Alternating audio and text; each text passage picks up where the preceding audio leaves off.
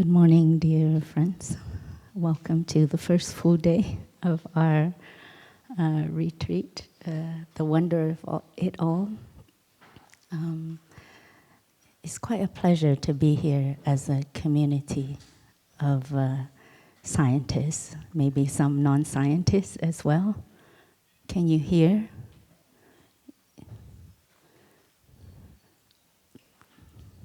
Very interesting. If you can't hear outside, I think you'd have to come inside. Okay. It's quite a pleasure to be here together as a community, and I think in our times right now, just to be able to experience things as a community, not as an individual, but as a community, is becoming more and more maybe rare, I would say. So this morning, just to be able to be together, to sit, and then to listen to the sound of the bell together, to be able to breathe together, experience this Dharma talk together. And if you want to, maybe, if you should get bored, you can get bored together. And then, or if you should laugh, we can laugh together. So this experience of togetherness, we can feel it in our body. And so listening to 3 sounds of the bell, we can close our eyes, come back to our breathing, and really experience breathing together as a community, being here together as a community, and how wonderful it is for our bodies just to have this opportunity to not have to do anything. You don't have to strive, you don't have to go anywhere. We're just sitting here listening to something. Please enjoy the 3 sounds of the bell.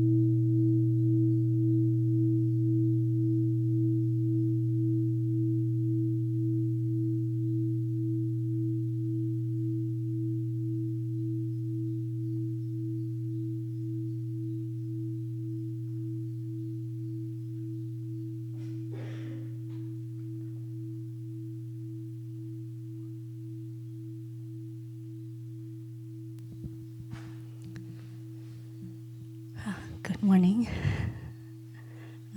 Coming back to the body, I feel my hands are quite hot. It's really warm in my hands at the moment.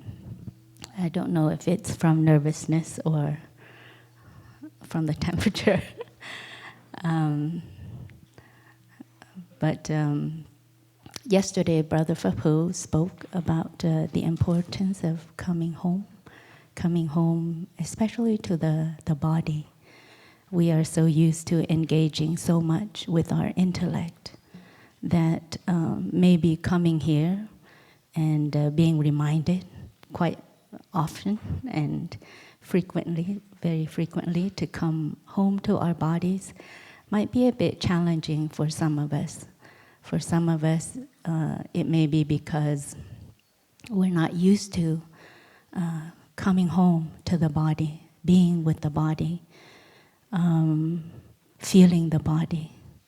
And for others of us, maybe coming back to the body is difficult because maybe we have memories that maybe coming back to the body can touch some memories, some suffering. So it's very difficult for us to come back to our bodies. Maybe intellectually we don't think about it, but somehow a part of us automatically kind of rejects coming home to the body. So being in a retreat setting like this, and we're invited to come home to the body. Some of us may have a very pleasant experience, some of us may have a more challenging experience. Nonetheless, coming home to the body, we can learn so much about ourselves. We can learn so much about our histories. We can learn so much about what is going on for us in the present moment. Sometimes I just need to come back to one breath, a few breaths maybe, and I can see how I'm doing in the moment. I can see how much tension I have been holding. And just coming back to the body in the present moment, I can see maybe how I've lived my life in the past hours, in the past days, or in the past weeks. And it has an impact in my body in the present moment. So just allowing myself to come home, to be with the body, to feel the body, and to have a chance to take care of it. We know that in our body, tensions often accumulate. And here we listen to the sounds of the bell a lot, and every time we hear the sound of the bell, we're invited to stop what we're doing, to come back to the body, come back to the breathing, to recognize what is going on in our body and in our mind and in the environment. And very often, I always notice there's tensions in my shoulders. And maybe the activity bell was just invited 15 minutes ago. And I just done that exercise 15 minutes ago. But being here in this room and listening to the bell again, and I come home to my body again, I feel the tension has accumulated again, just within 15 minutes. So I recognize there's a baseline of tension in my body that I need to take care of. And to take care of regularly. It's not like we do it once and it's over, but it's constant coming home to our bodies and constant care. So this is something that we would love to invite you to do throughout the retreat, cultivating the capacity to come home to the body. Noticing what is going on in the body and how can we take care of it right in the present moment. There are some things we can take care of right away. Releasing tension is something we can do right away. Sending compassion to ourselves is something we can do right away.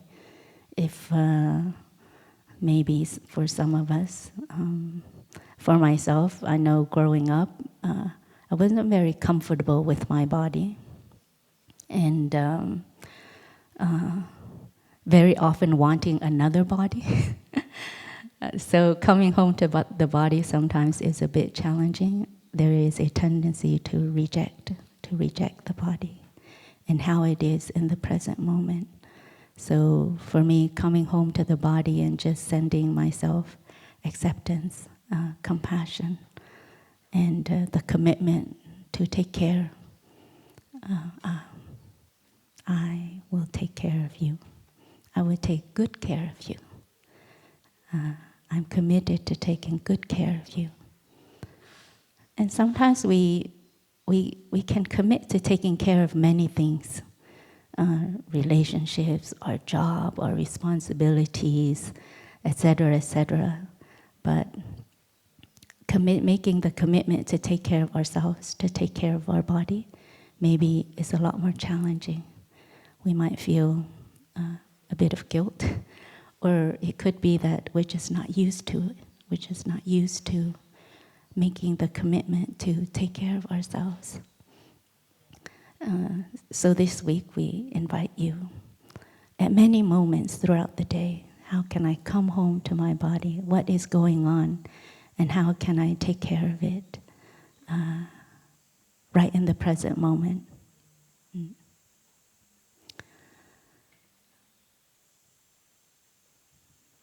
So a lot of, I think, Zen training is about applied insights, practicing to get the insights, and then to apply the insights, to live the insights.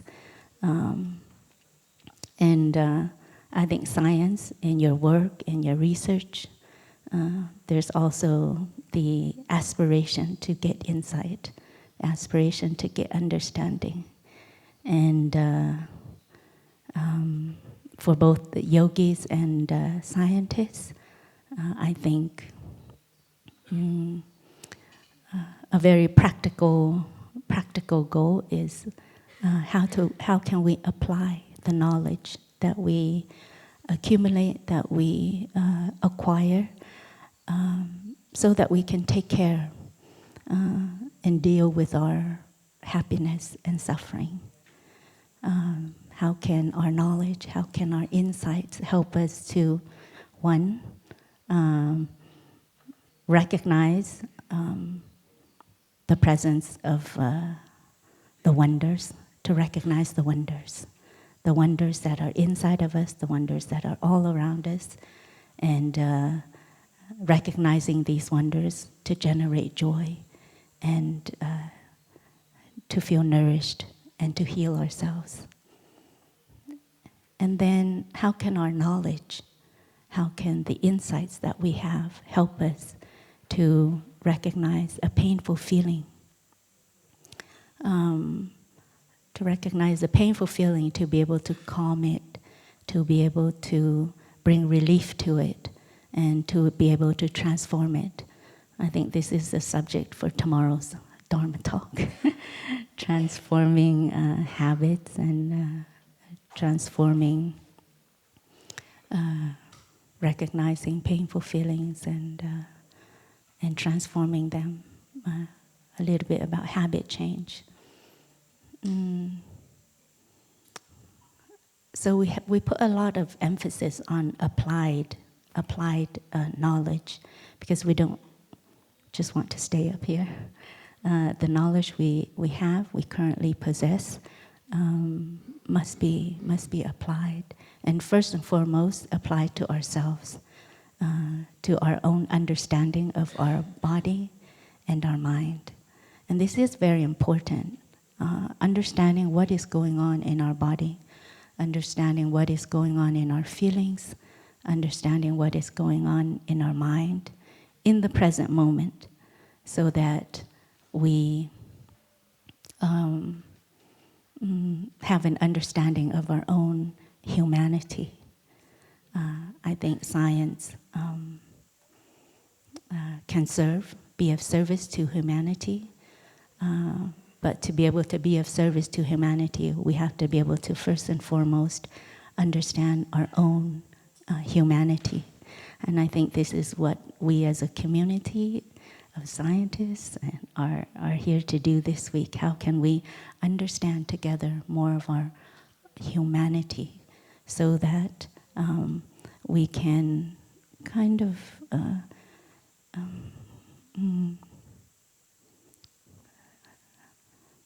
do the kind of science that can be more of service to humanity. And maybe this week, coming back to the body may not be easy. Coming back to the feelings may not be easy, or maybe new to many of you. Some of you, I see, you're seasoned practitioners.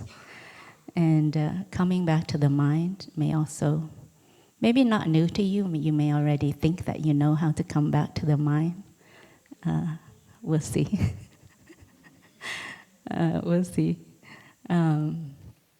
But what I mean by it might be challenging to come back to the body, the feelings, or the mind, is because we might have been used to kind of numbing ourselves. Our work is challenging on many fronts. There's deadlines, there's competition, there's things to do, many challenges to meet. And in order to kind of handle these things, these challenges, to be able to deal with the difficulties, we may have a tendency to numb ourselves, just so we can get through it, just so we can push through, because one of our deepest habits is to have an outcome. We're very goal-oriented. We're very future success, I guess. Success looks a certain way. Success looks a certain way, and then we have that kind of striving. We need to be able to get somewhere, to accomplish something. And in order to get somewhere and to accomplish something, sometimes we end up having to numb ourselves. Otherwise, we wouldn't be able to get there. And this is something that maybe as a community we can look deeply into. We numb ourselves by forgetting about our bodies. We can be in front of the computer for many, many hours and not really notice. To tell the truth, sometimes I fall into this category too, which is why I'm very lucky to have community around me to remind me that maybe this isn't always the best thing. I have sisters to tell me to go for a walk. I have brothers and sisters to remind me to go eat. I have the schedule of the community to say, okay, it's time not to be in front of the computer anymore. So in that regards, I rely very much on the community to kind of give me a bit of balance.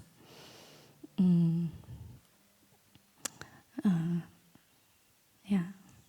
And sometimes we're so used to numbing ourselves, we don't even notice it.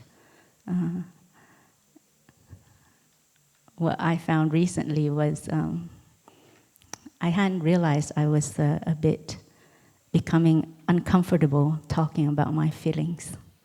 Because I find recently I've had, let's say, you can say a full plate. And if someone asks me, oh, sister, how are you? Not a normal, how are you? A very serious, how are you? Like they really want to know how I'm doing, what's going on, what are my challenges, what are my difficulties.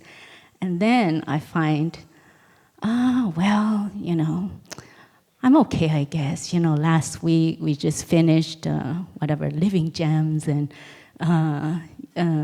then I go into talking about the work.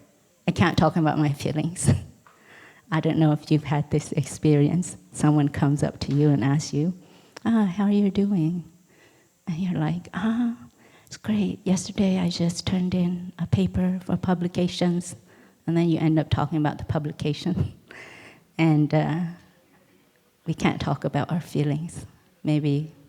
And I found, I noticed this is this is my way of numbing. This is my way of numbing. I don't even want to talk about my feelings. Because talking about my feelings might be a bit messy. I might end up crying. I might end up showing more vulnerability than I really want to. So I divert to, the weather's too obvious, so I don't do that anymore. But I get into more sophisticated things, and even sometimes talking about the Dharma. Somebody asked me, what my latest insight is, and then I end up talking about my latest insight, which has almost nothing to do with my feelings. So, in the moment, food for thought. So maybe we can listen to one sound with the bell. Come back to our breathing, our body. Really take a moment to notice what is going on in terms of the realm of feelings for us in this moment.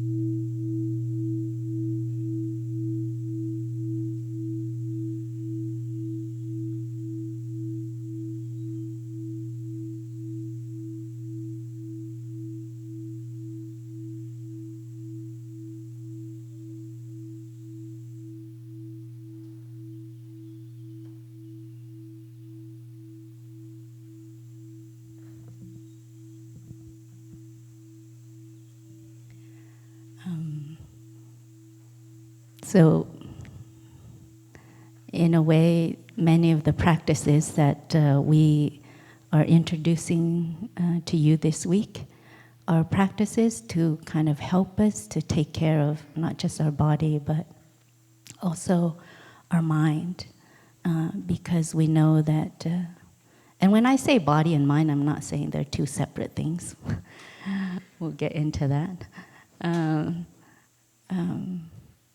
Well, taking care of body and mind, because we find that our health and also our mind, the health of our body and mind has a lot to do with the health of the kind of science, the health of science, the science that we do.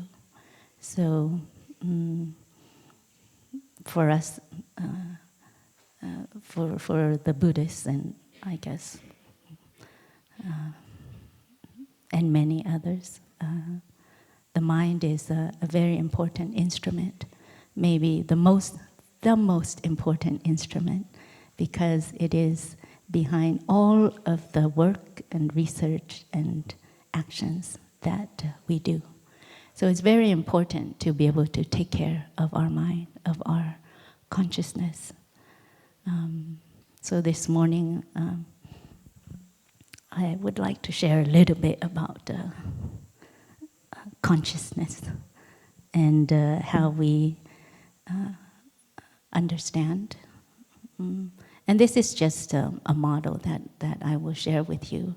And this model is really only to help us to practice, to apply, to understand the practices that we will be engaging in this week, and understanding their kind of housing, their context, and how we can apply.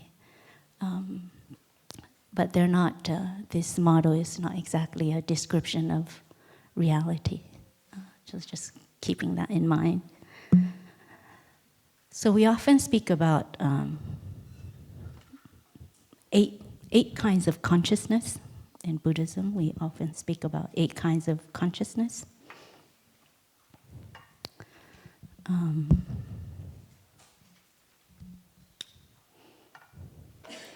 There are pens that I like and pens that I don't like, so I'm very discriminative. You are looking at the mind of discrimination in action. So, 8 kinds of consciousness. And we often draw a circle like this to represent the 8 kinds of consciousness. So it's just a finger pointing to the moon. I don't take this as the moon or as consciousness. We have a part of consciousness that we call store consciousness.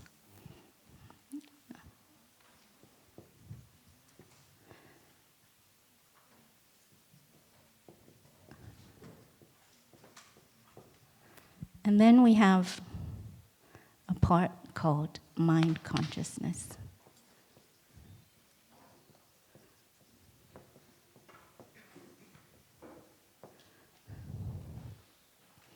And this is sometimes referred to as the 8th consciousness.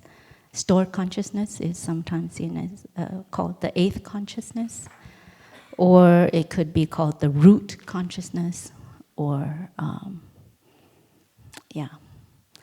And in store consciousness, it's said to have all of the potentials that end up becoming what is manifested as our environment, as our world. So store consciousness has all of the potentials. All, we can say what we call all the seeds. We refer to the potentials as seeds. We may have seeds of the potentials. It has a function of storing, storing, protecting, maintaining, and bringing to fruition, bringing to maturation all of the seeds. It's very similar to when looking at the earth, because sometimes consciousness is likened to the earth. In Buddhism, we use the analogy of the earth as well, because in the earth you see all the seeds. And the earth has this capacity to hold. And mind consciousness is kind of like the gardener. Sometimes you put the seeds there, sometimes you don't have to put the seeds there, it's already there. Sometimes you water, sometimes you don't have to water. And the earth can produce, can give rise to so many plants, etc., different varieties of life forms. And store consciousness is a bit the same. So it has all the seeds. And could be habit energies, could be seeds of compassion, seeds of anger, jealousy, generosity, curiosity, etc. And store consciousness, so it has a function of maintaining. It's always processing, maintaining, and bringing to maturation all of the seeds that are there. And store consciousness is said to not be out. It's not like there's a store and then the seeds are in there. It's a totality of all the seeds. Our teacher often gives an example of a museum. The museum is also everything that is in the museum. Otherwise, it's just a building. So stored consciousness is the same. Mind consciousness is a kind of consciousness that we are kind of aware of, where stored consciousness is always operating. But when one of the seeds get triggered and it manifests, like for instance, you hear something, you see something, you smell something, you touch something, you taste something. It triggers a seed in stored consciousness, and then that gets manifested in mind consciousness. So these are the 5 sense consciousness, like eye consciousness, ear consciousness, nose consciousness, etc. And when a seed is triggered through your senses, or even sometimes the thinking itself triggers the seed, it gets manifested in mind consciousness. Let's say someone said something that made you smile, touched off the seeds of joy, and then in mind consciousness, joy is manifested, and you feel joy. So joy is very present. Mind consciousness is a consciousness that you can be aware of. And sometimes it operates and sometimes it doesn't. Like when you're sleeping, if you're dreaming, it might function some. But let's say if you don't dream, then mind consciousness is not working. Is sleeping, not that it's not working, it's sleeping. Someone says something and maybe it touches off a seed of anger, and then anger manifests in your mind consciousness, and you can feel it, you can see it. So then you're aware of anger. And the practice is to, so when we're practicing mindfulness, what we're kind of doing is observing what is in the landscape of our mind consciousness. And by observing what is in the landscape of our mind consciousness, we infer, we understand what is there in our stored consciousness. For instance, if your anger gets triggered very easily, right? There's always a lot of anger in your mind consciousness.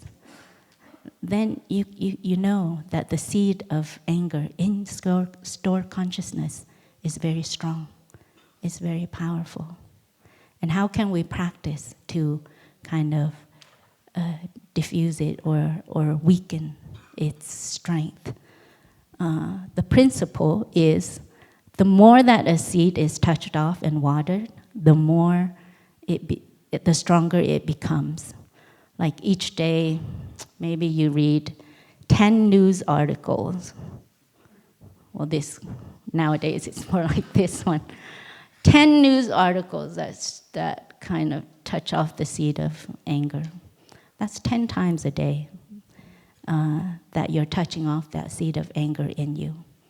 And then maybe sometimes, your child comes up to you and says, "Can I have a piece of candy?" And suddenly you get super angry. It has nothing to do with your child, but it's because the seed of anger has been touched off so frequently and it's so strong that it gets easily triggered. So our practice is to be able to recognize this kind of way of operating, way of functioning, so that, and the practice is to invite the seed of mindfulness. I want to make it another color, just to say it's special. Okay, we invite the seed of mindfulness to come up and kind of embrace, recognize, and embrace the seed of anger. And how would we recognize and embrace anger with mindfulness when it comes up? We need of course, you can just do it by being aware, but also mindfulness has a lot of different kinds of vehicles, transporters. It could be our breathing. We can breathe with the anger, come back to our mindful breathing, and our mindful breathing can generate the energy of mindfulness, which can embrace the anger. When anger is manifesting in our body, we feel it. We feel it. It's not just something that happens in the mind. It happens in our entire body. And so when we come back to our mindful breathing, in a way, we are embracing the anger with our mindful breathing, with our mindfulness, through our mindful breathing. And in this way, it's very embodied. It's a very embodied kind of mindfulness. It's not just, oh, be aware of your anger. No. You can come back to the breathing and really calm our anger with the breathing. And in this way, we feel our body, the anger in our body, kind of feeling a kind of relief. And if it is a feeling of joy, of course, if you embrace it with mindfulness, that also has a chance to strengthen and fortify. So it has the kind of opposite effect. If it is a joyful feeling, you embrace it, you want to keep it there as long as possible with mindfulness. And if it is maybe anger or jealousy or despair, hopelessness, and embracing it with mindfulness, it has the function of relieving. Because actually with these mental formations, when these seeds are manifested in mind consciousness, we call them mental formations. So with these mental formations, the more we leave them in mind consciousness, the stronger they become in stored consciousness. And so, let's say anger. If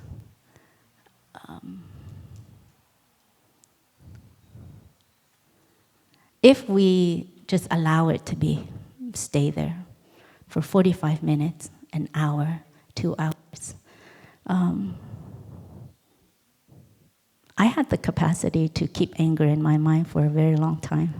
In a former life, I remember I used to be angry. When I got angry at my sister, I remember there was a time when I stayed angry with her for about 4 years. Every time I see her, it's just anger. And so it was very present in my mind for a very long time.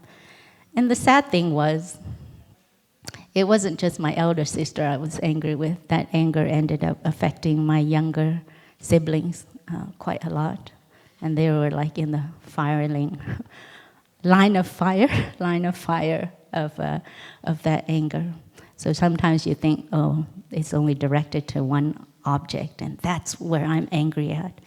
I'm angry at this president. But actually, maybe your whole family is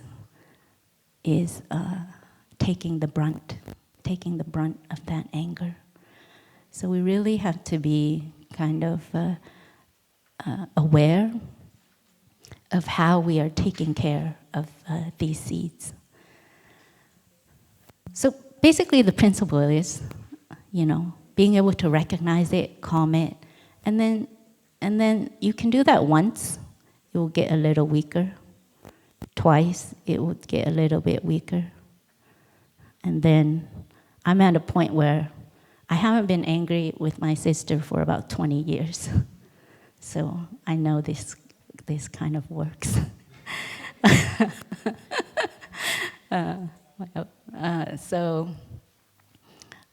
So that is kind of one of the model. This is a model of mine and the practice.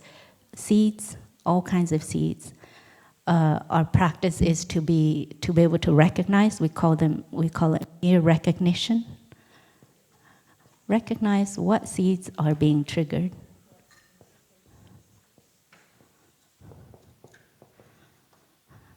And then embracing, calming it. And then we have a chance to look deeply into it.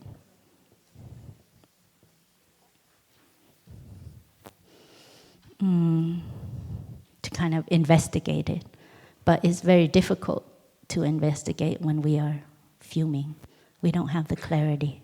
So that's why it's very important to be able to come back and to calm it, either with our mindful breathing, mindful walking. Any method we find is effective in calming. Some of us wash pots, but don't take your anger out on the pots. It might when that happens, it might kind of fortify the anger.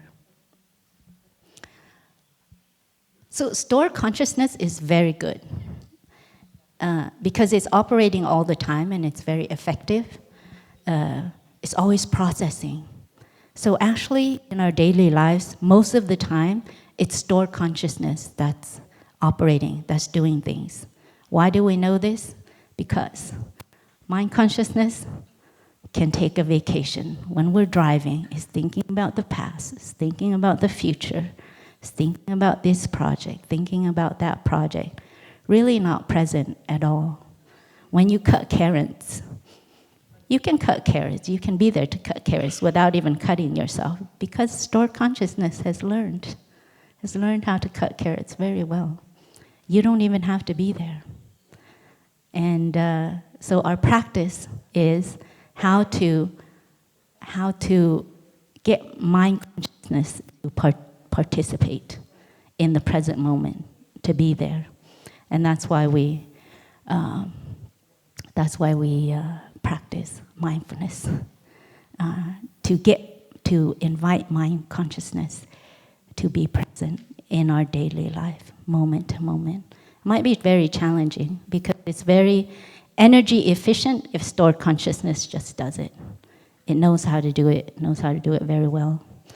When we're driving, it knows how to. It reacts much, much faster than mind consciousness. If mind consciousness was the only one that's driving, it might be very slow. You won't be able to react in a timely manner to avoid accidents or something. But it's great if mind consciousness participates.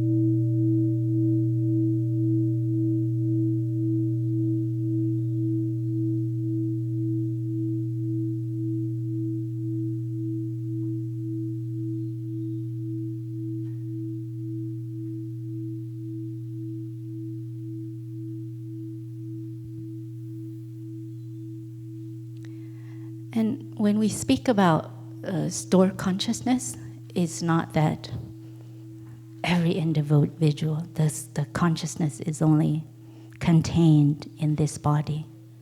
It's very permeable. When we speak about consciousness, we can never just talk about individual consciousness because collective consciousness is always involved.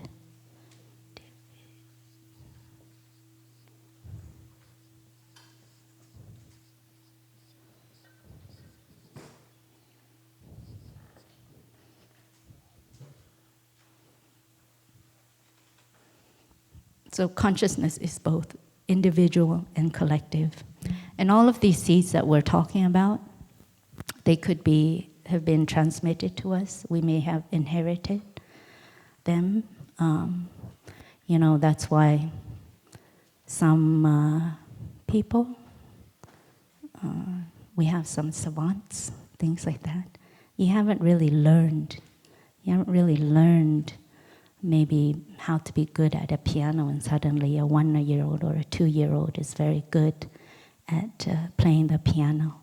It's because that seed is already there, and it could be transmitted to us from our ancestors. These seeds may come to us in the form of transmission, may come to us in the form of learning, it may come to us in a form of education. And also what's going on in the collective consciousness as well. So collective consciousness is always made of individual consciousness, and individual consciousness is always made of collective consciousness. And we can't really separate the two. For instance, right now, how we feel about our world is not just our own feelings. It's about how everybody else feels about the world as well. So we think that, sometimes we think we have a lot of agency or freedom or we're contained. But we have to kind of challenge that a little bit. Our feelings sometimes are not ours alone. Our thinking is also not ours alone. And in the Zen training, we train ourselves to look at our body, our feelings, our mental formations in this way. And they're not ours alone. They're not ours alone. They have their history, they have their influences, they have their way of coming to be. And then,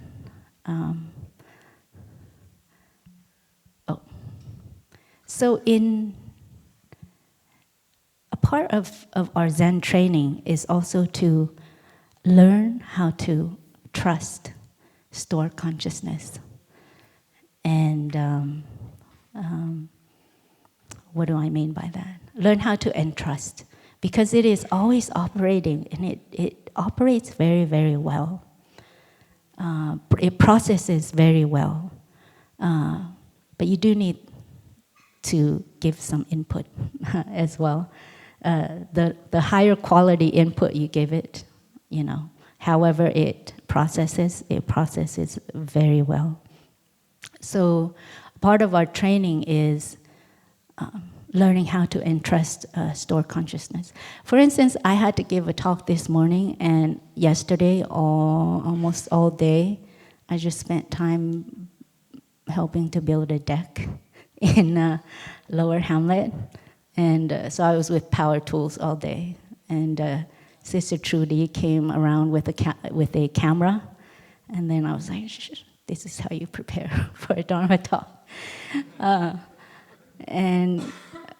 You can learn how to entrust stored consciousness. So yesterday, while I was working on the deck, I just said, you know what? I want to work on the deck. Because it seems a lot more fun than thinking about a Dharma talk. So I worked on the deck, and I just said, you think about the Dharma talk. So a part of me is just working on the Dharma, on the deck.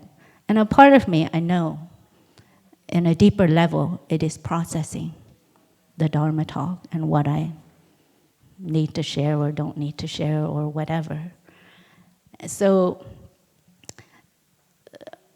a part of our training is a little bit like that. And we can seed like future insight in stored consciousness. For instance, I tell myself, I really want to understand the suffering of my mother. And I just leave it there as a question. Of course, when I talk to her, I might ask some questions, but I know that kind of information is very partial as well. And also how I hear it and how I process it might not be a very deep understanding. So I just, I have the aspiration to understand my mother. And then, I don't know, a day later, a week later, a few months later, some insight comes up. There's a new understanding of my mother. And so we have to learn how to kind of seed things in our stored consciousness. And you just plant the seed there. And then we can continue to live our daily lives like normal, etc. But we know that we trust. We know that on a deeper level, there is some processing going on. So we don't have to be analytical about things all the time, but sometimes we entrust that analytical part to the deepest part of ourselves. And it has the capacity to figure things out. So in Zen, when we speak about insight are these kinds of flowers from stored consciousness, things that you have seeded and suddenly you have an understanding. It's not by thinking about it that you have an understanding. It's about seeding.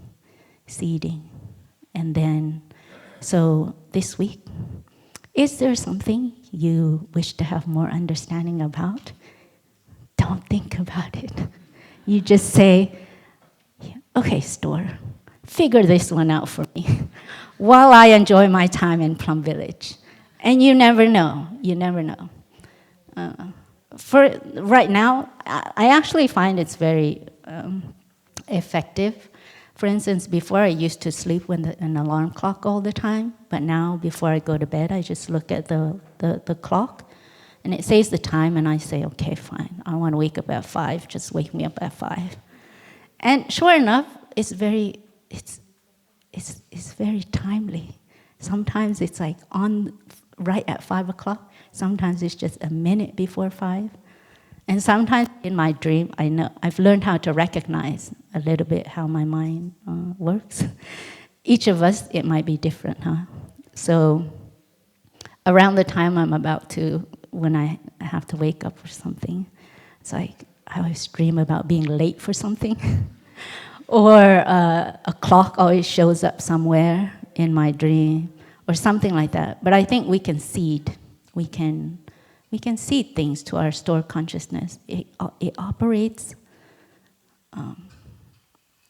like a miracle, like a miracle. So you might want to try that, but don't blame me if you are late for sitting meditation. You have to have insurance. You try that, and then you get your roommate or something to wake you up too. So training in intuition. That is how we train in intuition in Zen. We train in seeding stored consciousness, and that is how intuition, insight, happens. Because it has stored consciousness has the capacity to be in touch with the reality in itself. These are just words I'm saying. What I know is my practice is simply to entrust. And so far I find that entrusting process quite effective.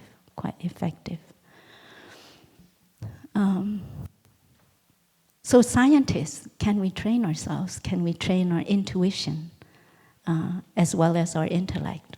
Intellect is very useful, but at the same time we can also train our intuition.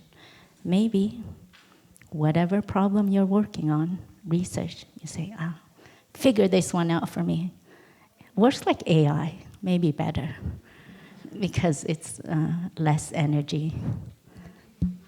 Yeah, consumes maybe less energy. So there's another part of consciousness that's very interesting. Very, very interesting. I'll draw it here. And it's called the seventh consciousness. And we can call that seventh consciousness manas. Manas is really a part of stored consciousness. It's just here. It's selected a certain number of seeds, and it says, this is me. This is. Whereas they say we contain all of the seeds. Every kind of potential is there in stored consciousness. But what manas does is it says, I like compassion, I like joy, I like discipline, this is me. I like that part to be me. So it goes into consciousness and it kind of allocates certain kinds of seeds, and it says, this is me. This is me. And then it spends a lot of time protecting that. So manas has quite a few interesting functions. One of them is appropriating a self.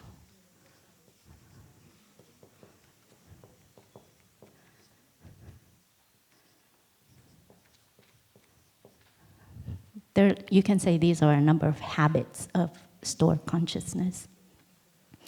One habit is appropriating a self. So picking certain things and saying, this is me. For many of you, you might say, oh, I'm very critical. I'm a very critical person, very analytical, highly intelligent person. And if anyone says otherwise, have you ever noticed how you react if someone says otherwise? If someone says you're not so intelligent, or your analysis is, I don't know, elementary, something like that. Pay attention to how we react. And then you can say, that is manas. That is manas. Because manas, it appropriates and then it protects that image. It loves that image. It doesn't want that image to be offended. It doesn't want that image to be kind of ruined. Yeah. Notice what you do on your social media pages. You're kind of appropriating a self right there. You only project a certain image of you. You only project certain stories of you to the world. And this is how you want everyone to see you. That is, you can just say, my practice, I discovered, to recognize these habits, I just end up saying, hello, Manas. Hello, Manas. Manas just doesn't appropriate mental formations or qualities, but it could also be spaces. A home, an office. I do have an office space, and one day I walked in there and I saw a suitcase, and then I thought, I feel so insulted. But I've been practicing this for a long time, so then I said, hello, Manas, because I'm a monastic, I'm a nun. I've made a vow to give up all possessions. I've given up everything, job, home, future, success, career, whatever it is, to become a nun. And here I am, walking in this office, tiny cubicle, someone put their things there, and I feel offended because that space is mine. Anyhow, that is manas. Manas operates every day, all the time. And it's there for good reason. It's kind of like the second function is like vitality. Or you can say the survival instinct.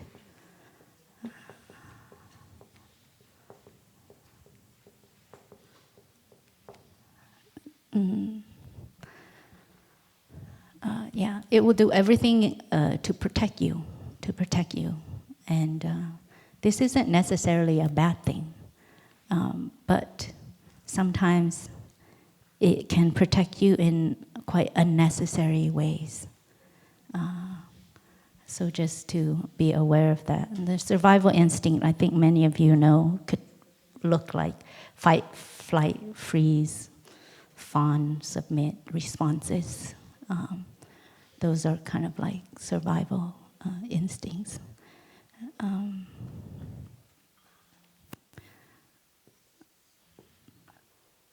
Pleasure seeking.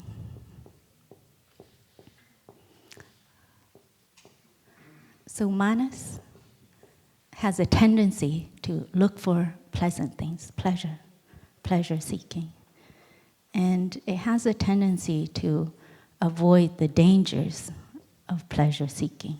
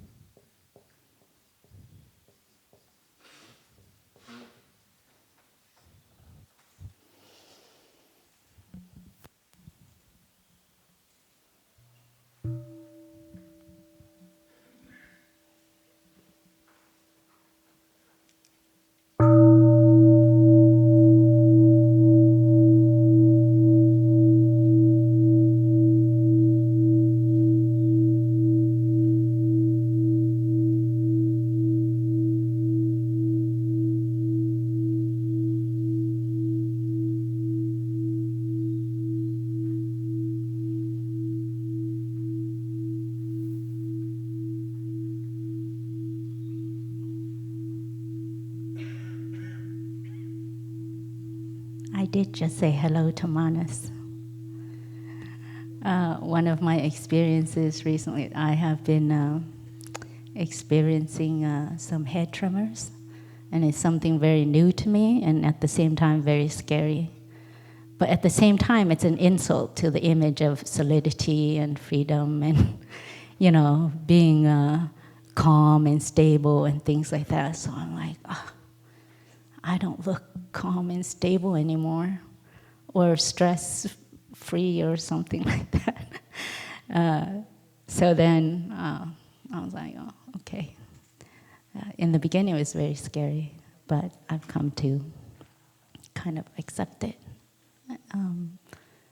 Looking for a way out, but that's in the process. But anyhow, Manas operates at every moment, and we can learn how to recognize the many different ways that it shows up in our day-to-day life, especially when it is kind of like an injury to an idea of ourselves.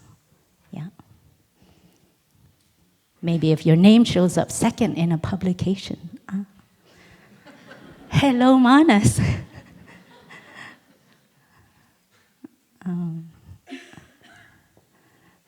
Pleasure seeking. Well, many different ways we do this nowadays. Could be through work. Sometimes we find a lot of pleasure in work. Sometimes we find a lot of pleasure in entertainment. There's all kinds of entertainments, personalized entertainments for us now in our time and age. And sometimes we kind of avoid the dangers of that pleasure seeking. Maybe on our devices, we may be in one position for a very long time. It's taking a toll on our body. There's a toll on our sleep patterns, and yet we override all of those warning signs. And because the pleasure-seeking tendency, habit is so strong. So we have to learn how to recognize. When the next episode comes up, you can say also, hello, Manas. I don't have to thank you, but no thank you at this point. Something like that. It also has a tendency to avoid pain avoidance.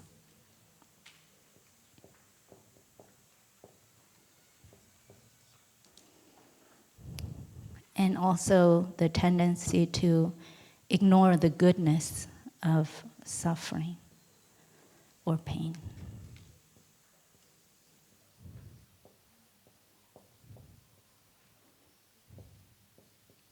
We can learn a lot from our suffering. We can learn a lot from our suffering. But Manas has a tendency to not see that because it's so busy avoiding pain.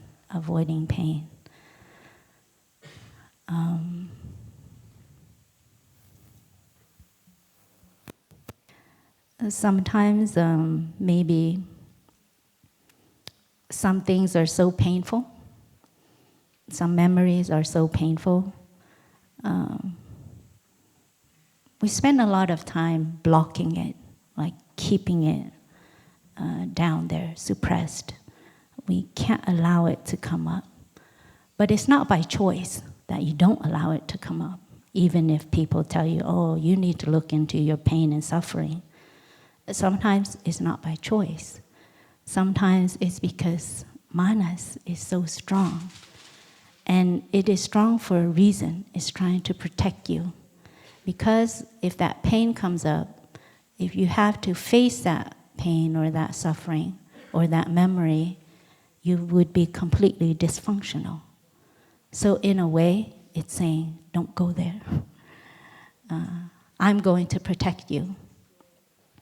But if you allow this habit to continue, if you allow it to always say, don't go there, I'm going to protect you,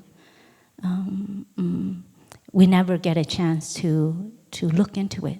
We never have a chance to face some of our deepest pain or difficulty or suffering. That is because Manas is very good at protecting us, very good at keeping us functional. keeping us functional. And so one of my practices for this, so my practice for this is just to say hello to it. All of this is, I just recognize it and I say, hello, Manas. Just like for the mental formations, we can also just recognize it. Hello, anger. Hello, joy. Hello, jealousy. I know you're there. I will take good care of you. The same applies for Manas. I say hello.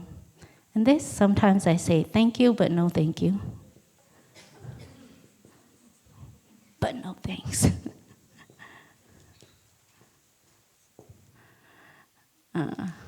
Sometimes for this, I say, may I? May I? Well, first I say, it's okay. Thank you for protecting me, it's okay. And then this, I say, may I? May I, Manas? May I look into this? May I, whatever. And again, this is just how a way of training our stored consciousness, a way of training. It's not like you will be able to, you say, may I, Manas, look into my pain, and then you'll be able to look into your pain right away. It could take days and weeks and months, because it's a lot about establishing a relationship of trust and a relationship of safety and trust. So another last function of Manas is it ignores the law of moderation.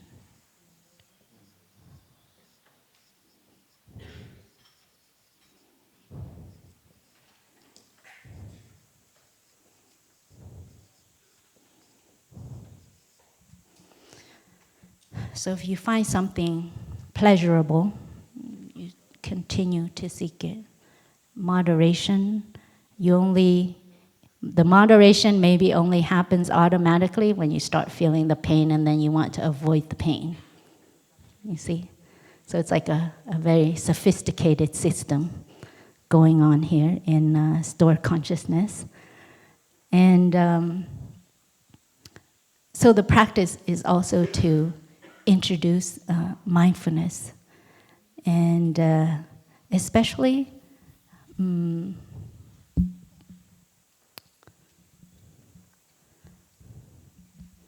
mindfulness of some insights. The insight of, let's say, interbeing. You will hear this word a lot this next week, interbeing. I think yesterday Brother Phaphu also mentioned it. Nothing can exist by itself alone. Nothing can exist by itself alone, including ourselves. So while we have an idea of ourselves, none of it is ours alone. It is always in exchange, in conversation, in permeability with everything else. So the insight of interbeing also can help us to learn how to regulate manas, manage manas. Because all of this is based on the insight of self. Not insight, based on the idea of a separate self. There's something I want to protect. There's something that I need to keep alive. There's something I don't want to damage. So we have to introduce, kind of download to our stored consciousness, insight of interbeing, things like non-self. Nothing is we are made of only non-self elements. We cannot be by ourselves alone. So it's a little bit the same as interbeing.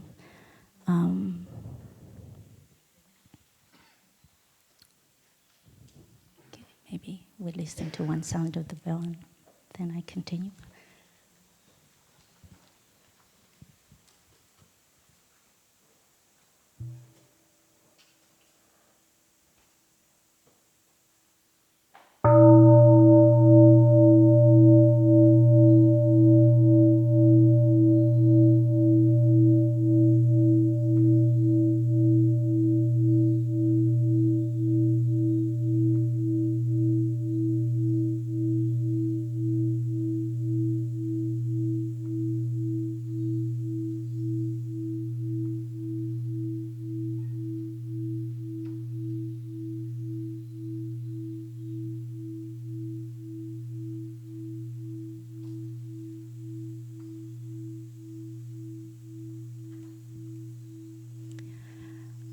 So this model is kind of a way for us to train our consciousness, to hone our consciousness, to take care of the instrument that is our consciousness.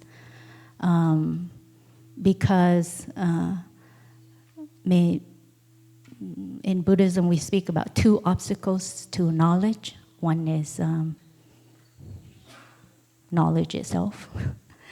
Knowledge can be an obstacle, because sometimes if you have an idea of something, you have an understanding of something, we cling on to it, and then it becomes an obstacle, and we cannot get to a higher kind of understanding.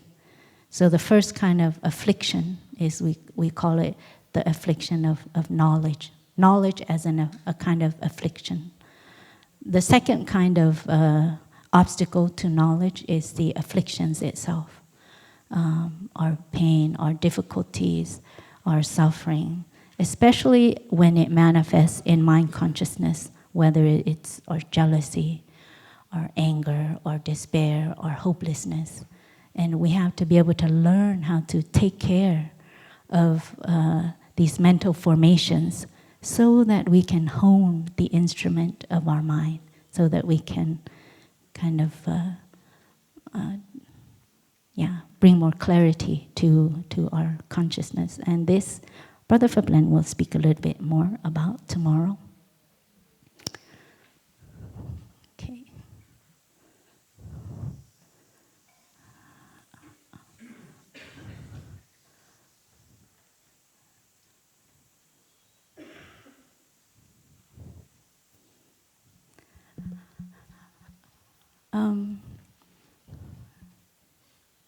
So part of Zen training in how to kind of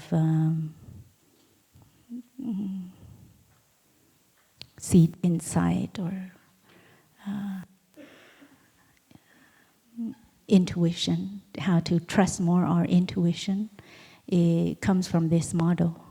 And insight, we say, we have we often speak of mindfulness, concentration, and insight. Those three words you see on the stained glass window. Smrti is mindfulness, samadhi is concentration, and prajna is insight. Mindfulness, concentration, and insight. And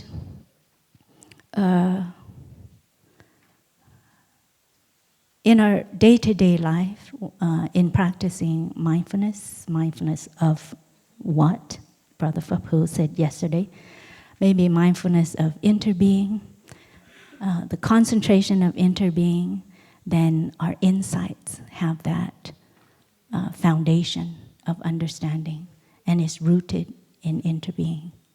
Our understanding of ourselves or the world, it has that foundation.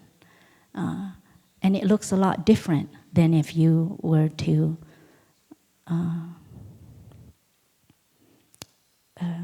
have a certain understanding that was based on the ideas of self or of permanence, etc. So in Buddhism, also we speak about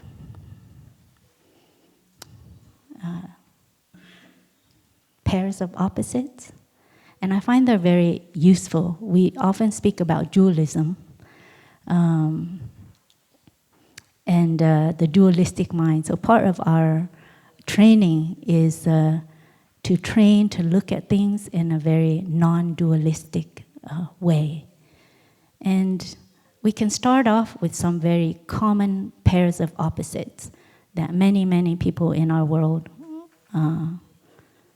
kind of fall for,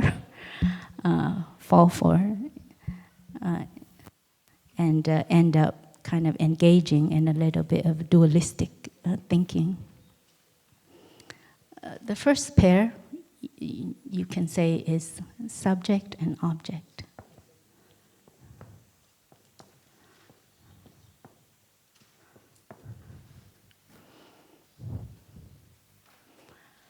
Subject and object.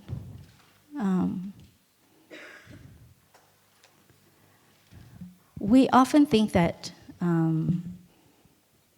consciousness is something inside and is reaching out to understand an objective reality, a reality outside. So this is like being a bit caught in subject and object. When we speak about stored consciousness, or consciousness itself, mind consciousness, stored consciousness, manas, we're always, or the other evolving consciousnesses, sense consciousnesses, we're always speaking about consciousness in terms of both subject and object. They manifest at the same time. You cannot have one without the other, and you cannot have one before the other. They manifest at the same time. And this is something very important to understand and maybe to train ourselves in. For instance, when I look at my brother, my training is to see him as the object of my consciousness, the object of my mind.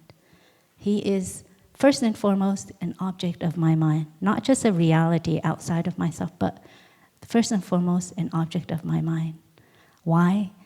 Because maybe I've only spoken 2 sentences with him, or even if I've spoken 100 sentences with him, I only have an idea of who he is. I only have a certain kind of understanding who he is. What I'm looking at is I'm looking at my own understanding of my brother. I may not even be looking at my brother. So a part of our training is just to see what I'm looking at, what I'm seeing. That is first and foremost the object of my consciousness. So then it kind of helps us to be a bit humble in what we,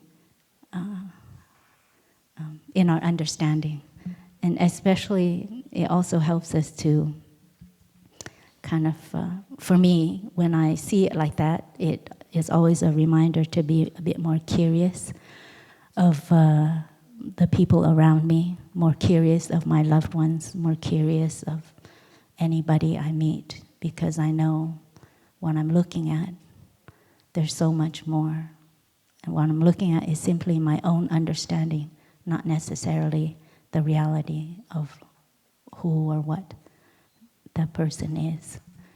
So our training is to kind of be, not be caught in subject and object as being outside of each other. There are other pairs of opposites like birth and death.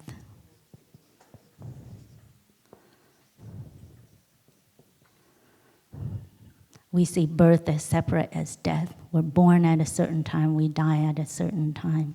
The two are not the same. The two are very different. Is it possible to have birth without death? Is it possible to have death without birth?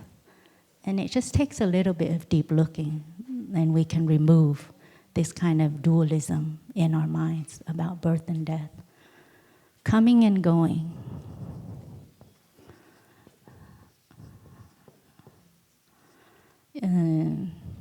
Increasing or decreasing.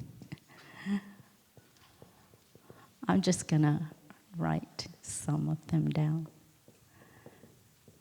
This is in the Heart Sutra, you'll hear these pairs of opposites, like being and non-being.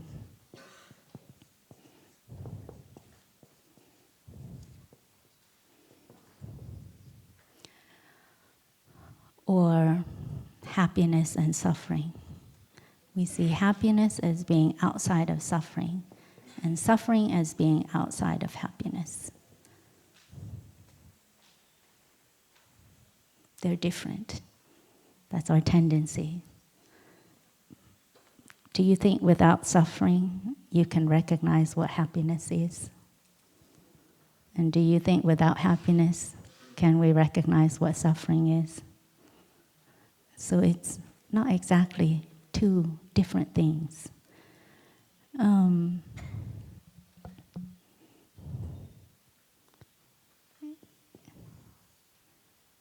Eternalism and nihilism.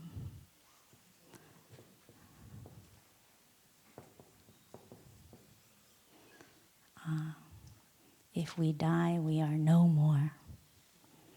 Or there's a soul that goes on forever, something that goes on forever, that never dies. Is this true?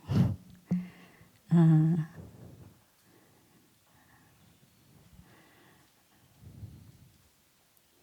think, I recently saw a notebook from Tay, and he wrote down 15 different pairs of opposites, which I found is very interesting. 15 different kinds of ways that we kind of engage in double grasping or dualistic thinking. And there's more. Space and time, I think scientists you can see this. Is space outside of time, and is time outside of space? Is space and time outside of consciousness? If you see space is outside of time, time is outside of space, you're engaging in double grasping.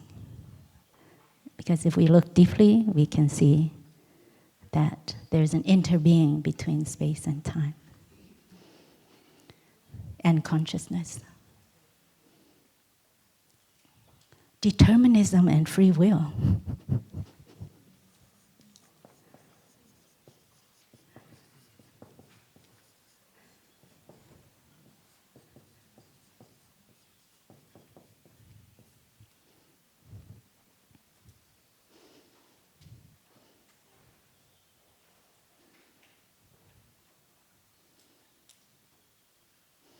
Noumena and phenomena.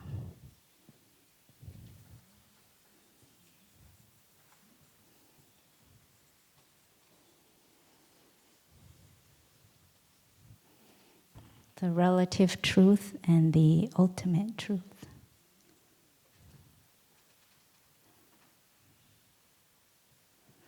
Well, there's a lot more that we can write out. But some of these are in Tay's list of 15.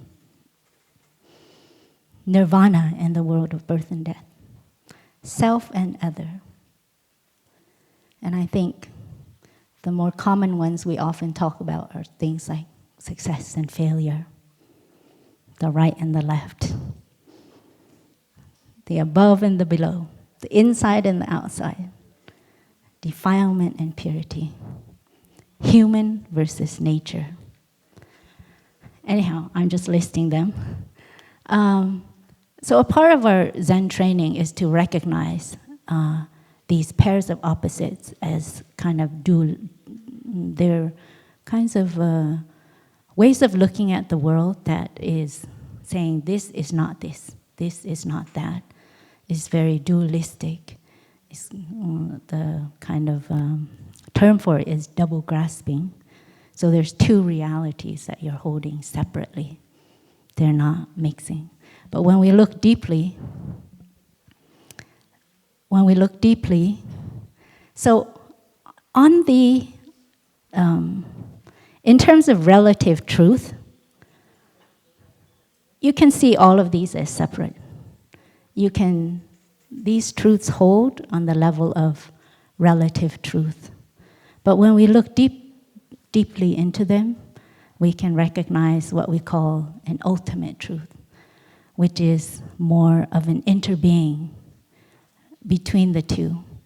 So then, in the ultimate truth, all this whole list, you can just put no in front of each word, and then you have your pair in the ultimate truth. Does that make sense to you? Okay. And I think for me in my practice, it was very important to kind of learn how to train myself and my way of thinking to not be caught in these pairs of opposites. For instance, if someone just talks about happiness, only happiness, or something like that, and not account anything, suffering, difficulties, it's something separate. I just know I'm chasing a unicorn, because it cannot be. Happiness cannot be by itself alone. If I'm speaking about birth, only birth. Death is not involved in birth. I know I'm chasing a unicorn. I know I'm chasing a unicorn. So then it's easy to reframe, kind of learning to train myself to reframe my way of thinking, my way of questioning, that is not caught in dualism. Because as soon as I'm caught in dualism or double grasping, I'm a bit chasing a unicorn that will only take me so far. Does that make sense?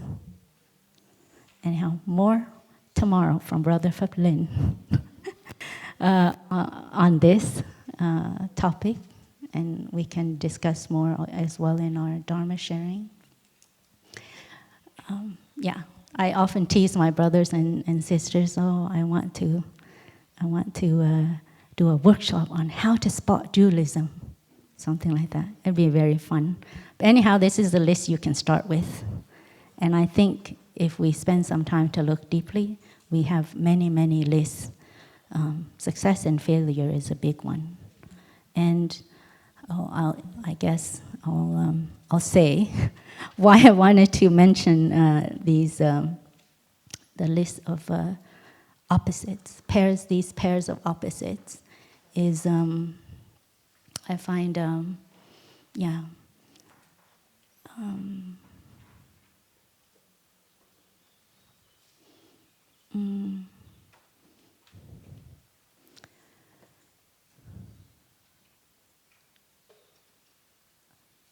I think somehow in our way of maybe your education was a lot more sophisticated than mine, but I found in my education it didn't allow me kind of much room or much training to hold complexities. For instance, just talking about birth and death. Birth and death does happen. People are born and then people die. But then there's another reality of no birth and no death. Because before you were born, you were in your mother, grandfather, grandmother, ancestors, the trees, the sun, the etc., etc. You were there in the cosmos, in the universe, in many different forms. And the day we're born is kind of like, so in Buddhism we speak about manifestation or continuation rather than being born. So there is a no birth. No birth is also a truth. Birth is a truth in the relative, from the perspective of the relative truth. But no birth is also a truth from the perspective of the ultimate truth.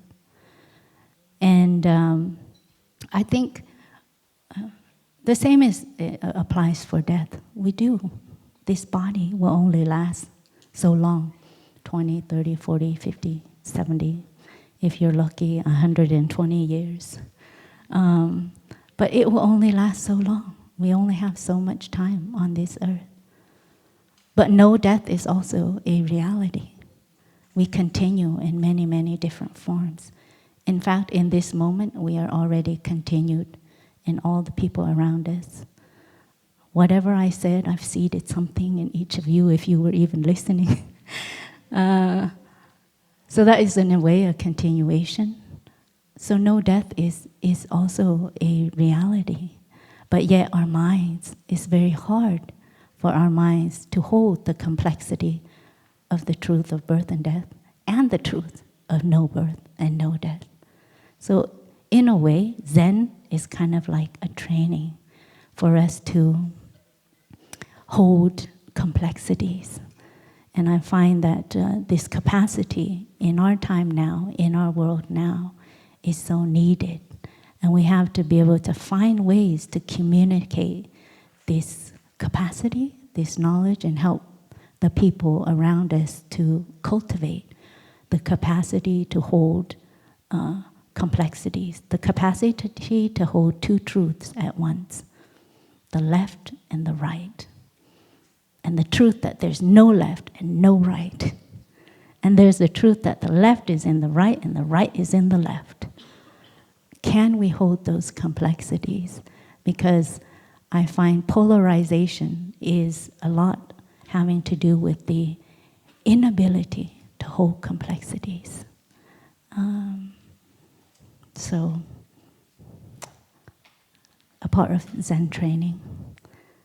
I hope you don't feel so heavy now, asking you to do complicated things. It's actually not so complicated.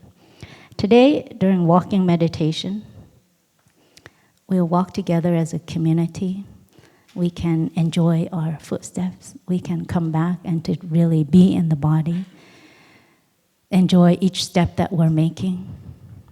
And we are walking together on this planet, in this moment. At the same time, we're walking with all infinite past and also infinite future. And this is something that we can hold. While we're walking, we can see our whole ancestry. We can see in our body our whole evolution. We can see all the minerals, the plants, the breakfast we ate this morning. We can see the footprints that we leave on this earth that will continue. Tay often said, the energy of mindfulness that you imprint on these paths right here, it can be felt across space and time.